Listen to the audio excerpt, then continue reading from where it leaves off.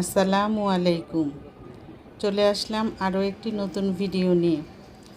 আমরা দুজন অনেক দিন পরে রিকশায় করে যাচ্ছি।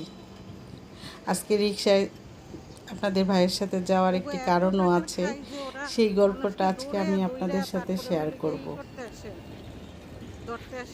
সে প্রথমে বের হয়েছিল তার গাড়ি নিয়ে। তার গাড়ির ফিটনেসের কাগজে কিছু একটা সমস্যা আছে।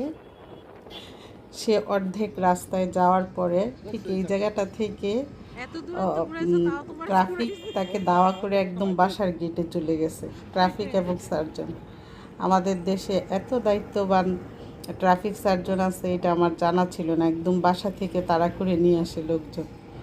তারপরে সে বাসায় গাড়ি রেখে রিকশায় করে চলে আসলো। আমি তাকে তার অফিসে নামাই দিব। সে তার গোডাউনে একটা বিড়াল পালে। বিড়ালের 7টা বাচ্চা হয়েছে, 2টা অবশ্য মারা গিয়েছে, বাকি 5টা বেঁচে আছে আলহামদুলিল্লাহ। একটা তো একেবারে মায়ের মতো হয়েছে। আমি আবার চলে যাব আমার টেইলারে।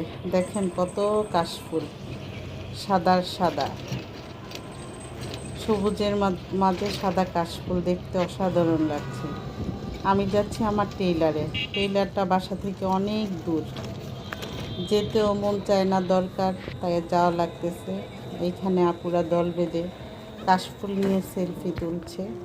আমিও আপুদেরকে ক্যামেরা বন্দি করে রাখলাম। এই রাস্তাটায় আসলে আমার খুব ভাল লাগে। দুই পাশেই নার্সারি আছে, শুধু সবুজ আর সবুজ, অনেক গাছপালা এখানে। এই লেকটার পানিটা কিছুদিন আগেও অনেক নোংরা ছিল, লেকটা পরিষ্কার করা হয়েছে। শীতে এই লেকটাতে অনেক সাদাবগ আসে।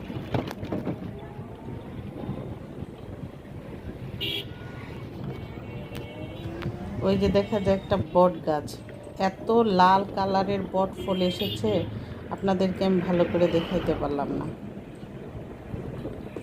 সূর্যটা মনে হয় আমার সাথে সাথে যাচ্ছে। অবশেষে চলে আসলাম আমি আমার টেইলারে।